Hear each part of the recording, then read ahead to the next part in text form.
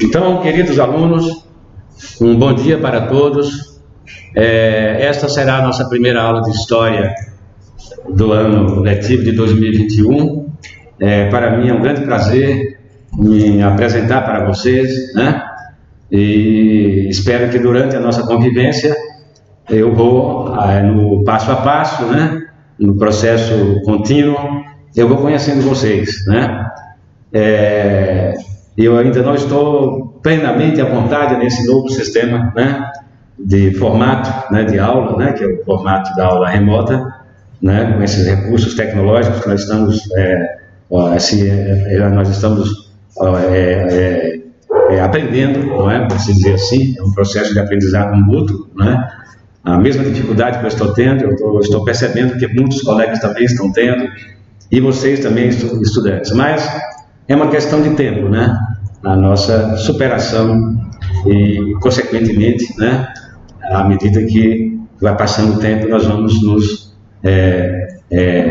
de maneira simultânea, de maneira tranquila, assimilando esses conhecimentos, e algum dia nós poderemos estar mais à vontade nesse trabalho, certo? Então, minha gente, como eu falei, eu sou professor de História do EJA 6A e EJA 6B, do turno da noite, né, noturno.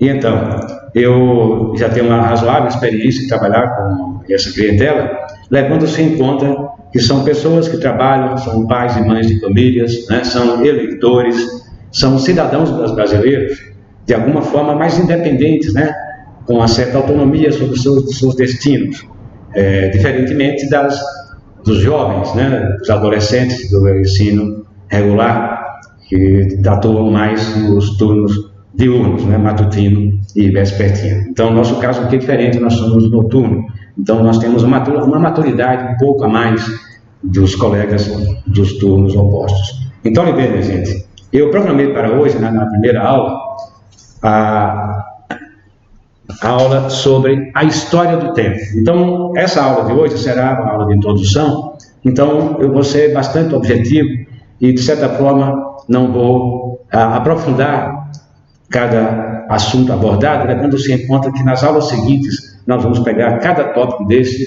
e aprofundarmos e chegarmos a determinadas análises com detalhes, né, com reflexões e assim por diante. Hoje eu vou fazer assim uma análise panorâmica, né, levando-se em conta que é a nossa primeira aula, então nós temos que pisar leve e aos poucos chegando onde deveremos chegar, que é exatamente a busca pelo conhecimento.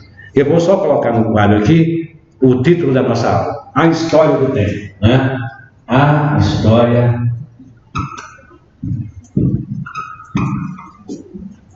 do Tempo.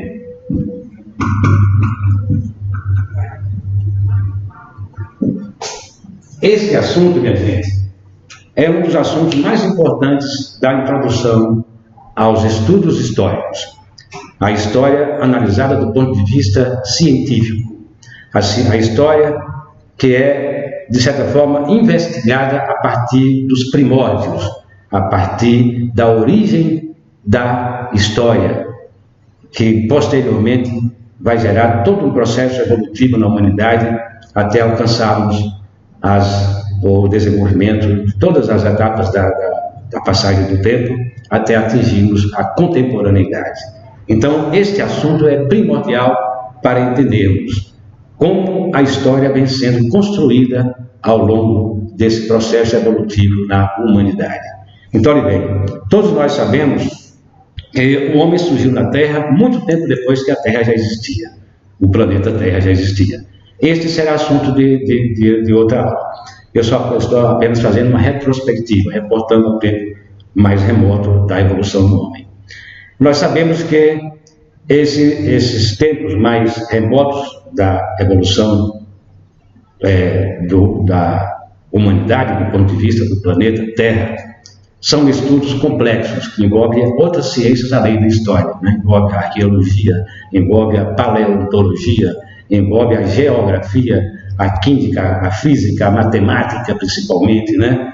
Tudo é medido, tudo é testado, tudo é levado a averiguação para se chegar a uma conclusão.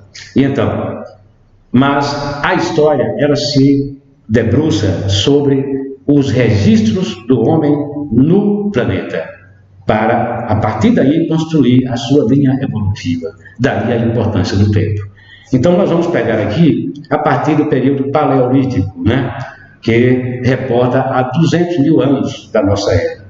É a partir daí que vai surgir a vertente embrionária do processo evolutivo que vai gerar a chamada espécie hominídea, da qual nós somos originários. Esta tese, ela não é uma tese, assim, de certa forma, ainda consensual no mundo científico. Há uma série de controvérsias, há uma série de teorias que acompanham esse processo e estudam esse processo. Nós sabemos também da tendência que não é científica do ponto de vista da experimentação, mas é do ponto de vista mítico, do ponto de vista da fé, que é a teoria criacionista.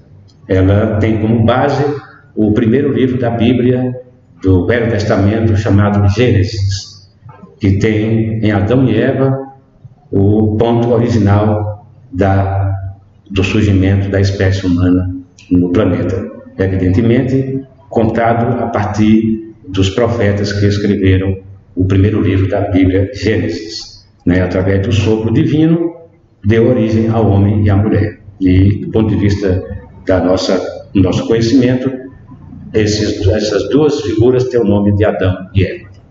Esta é uma das teorias. Essa teoria, ela é aceita pela cristandade universal. Essa teoria, ela vem sendo, ao longo desses processos históricos de milênios, ela vem sendo aceita pela maioria dos cristãos do mundo. E não pode ser contestada do ponto de vista científico, porque é uma visão bíblica, é uma visão da fé, e que tem que haver respeito a esta forma de conhecimento. Agora, a outra versão é a versão científica, chamada evolucionismo. E aí é quando se coloca em cena os chamados estudos científicos. E aí nós temos uma figura iconográfica que trabalhou essas teses e chegou então a determinadas conclusões que são aceitas pela maioria dos cientistas da comunidade internacional. É a teoria evolucionista do grande cientista francês Charles Darwin. Ele atribui, através de pesquisas minuciosas ao longo de décadas de estudos, que o homem surgiu de uma espécie da ramificação dos símios, né? Mas não necessariamente o macaco que até hoje existe. É uma espécie hominídea semelhante ao macaco, mas que dotada de determinados recursos genéticos que, a partir de um processo lentíssimo da evolução, atingiu estágios de desenvolvimento físico e intelectual, de tal forma a demonstrar habilidades para intervir na natureza e, a partir daí, começar o processo lentíssimo da construção da espécie hominídea, da espécie humana que somos nós. Esta espécie, ela, no processo evolutivo, vai atingir o grau que os cientistas denominam de Homo sapiens. Então, esta datação na história do tempo reporta a 200 mil anos atrás. Então, este é, do ponto de vista cronológico, não são datas precisas, evidentemente, são datas que elas são exatamente estudadas pelos cientistas, mas dando apenas uma visão relativa desse processo. Não se tem uma data precisa matematicamente falando. Então, somente a partir de 10 mil anos atrás, olha bem, 200 mil anos surge o Homo sapiens, que vai evoluindo, mas só quando atinge 10 mil anos antes de Cristo, quando termina a fase paleolítica e inicia a fase né, a fase paleolítica, inicia-se a fase neolítica, é que o homem vai dar sinais de evolução mais avançada, de inteligência em processo, e que vai interferir na natureza para adequá-la, para adaptá-la à sua forma de vida e, consequentemente, conseguir sobreviver naquele mundo inóspito e cheio de dificuldades e perigos que é a humanidade antiga. Então, olhe bem, esta fase, chamada fase neolítica, o homem começa a libertar as mãos do chão. Ele andava antes usando os pés e as mãos como se fossem os pés. Quando ele consegue libertar as mãos e manter o corpo erecto, isso é um processo lento, de levantar a coluna, e as mãos começar a ficar livres, aí ele começa a manusear o que está a seu alcance. Então ele vai ter acesso à argila úmida, vai ter acesso à madeira, vai ter acesso à pedra, e ele vai interferir nessas matérias-primas para conseguir fabricar instrumentos, para fabricar objetos, coisas que de alguma forma o ajudariam no processo de manipulação dos alimentos, no processo de iluminar as cavernas, quando ele descobre o fogo. O fogo também é outro mistério para os estudos científicos, né? Como o homem conseguiu descobrir o fogo e como ele conseguiu manipular o fogo. É outro processo polêmico na história da humanidade. Mas há alguns consensos a partir de estudos mais avançados.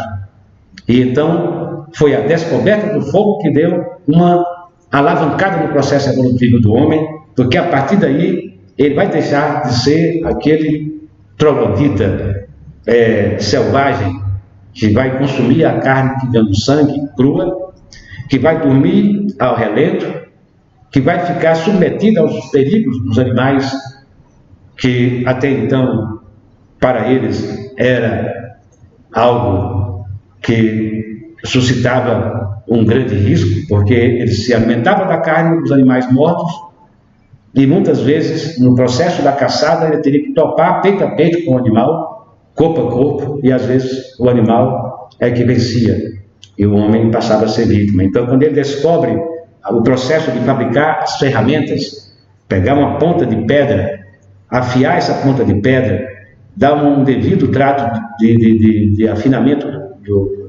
da parte mais fina e adequar ali, adaptar um pedaço de madeira e transformar aquilo numa flecha para ele não precisar topar como animal corpo a corpo. De longe, ele alvejava o animal e ali ele teria então naquele dia, naqueles dias seguintes, o que se alimentar. Então, este processo é um processo lento, lentíssimo na evolução da humanidade.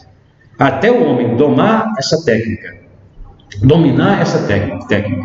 até ele chegar ao processo de conhecer as técnicas da agricultura, do plantio, dos cuidados e posteriormente da colheita e consumo daquele alimento. Isso é um processo lento, lentíssimo. Atribui-se à descoberta da agricultura um segundo salto qualitativo do processo evolutivo do homem rumo ao seu desenvolvimento biológico e tudo mais. Então, olha bem, aí nós vamos, no processo evolutivo, vamos atingir o ano 4000 a.C. E aí, minha gente, é o período em que a história atesta o início da história. O que vai marcar esse período? Da fase paleolítica para a história. Vai ser a invenção da escrita, minha gente, né? A invenção da escrita.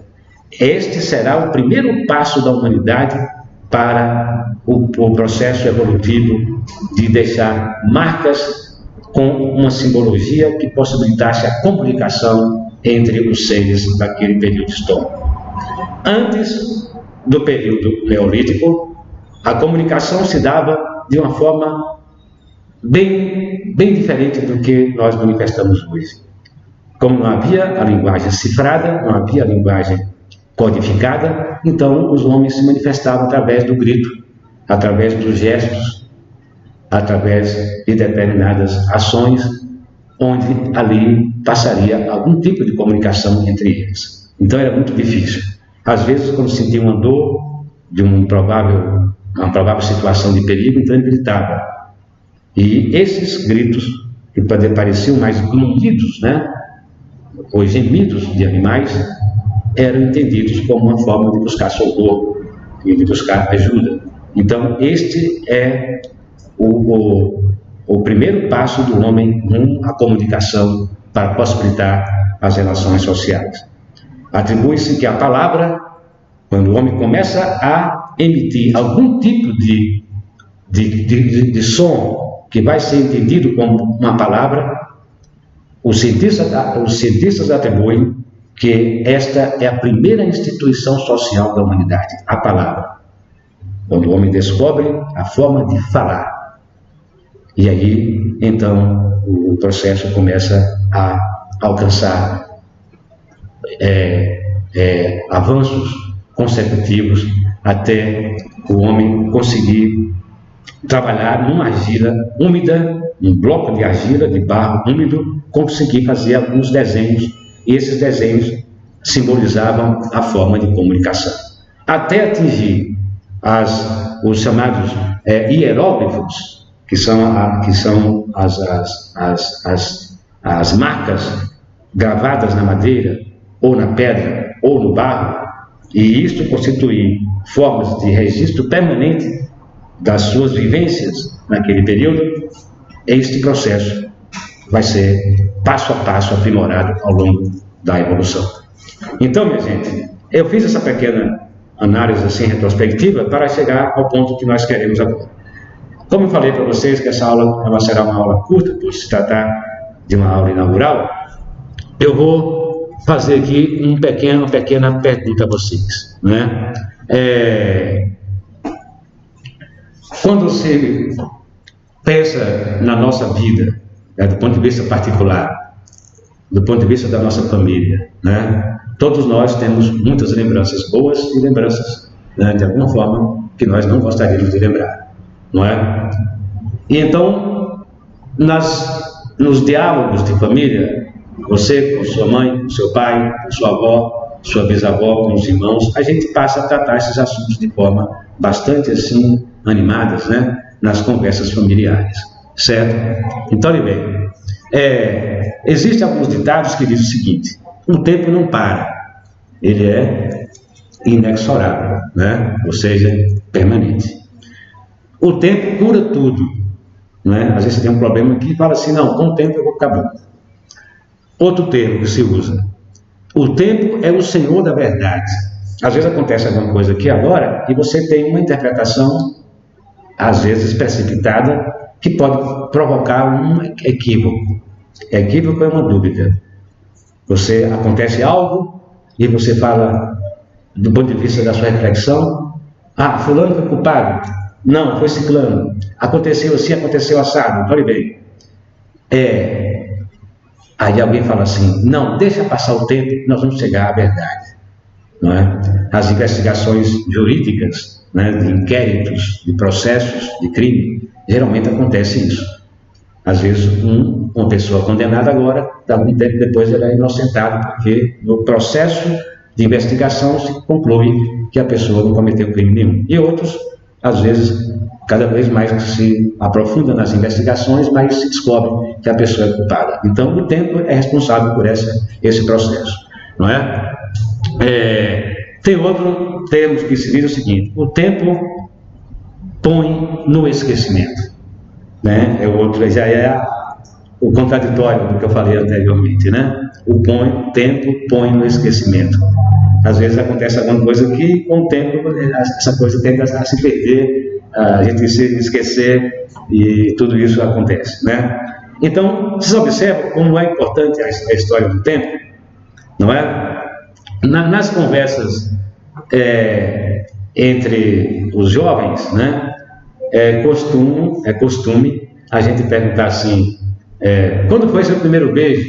Quando foi seu primeiro abraço? Sua primeira reação de afeto, de carinho, né, de paixão por alguém? E as pessoas ficam assim imaginando: será, né, isso se deu aos 11 anos, se deu aos 15 anos, aos 16, aos 20? Alguns conseguem, né, superar isso mais cedo, outros mais tarde. E então se observa como o tempo é responsável por tudo que a gente, né, tem a fazer em nossas vidas, certo?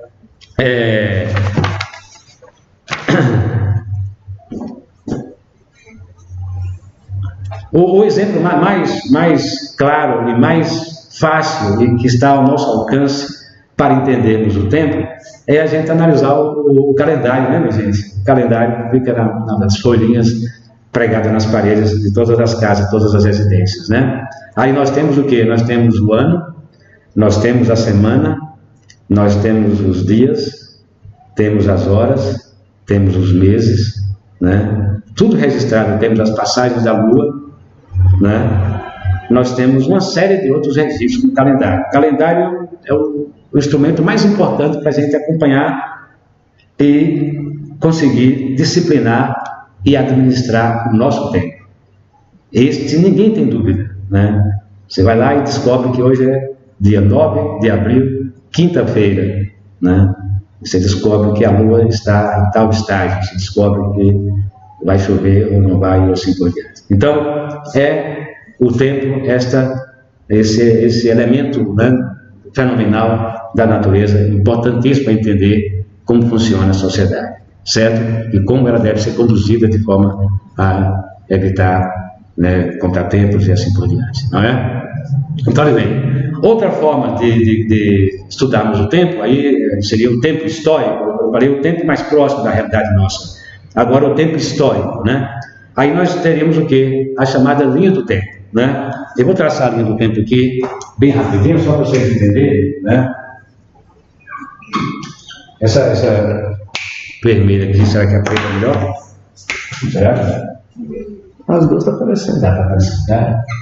Então, bem, vamos estabelecer aqui, já passou quantos minutos? 22. Já a gente pausa e você começa o pau. Ah, certo. Já só dá só desfecho.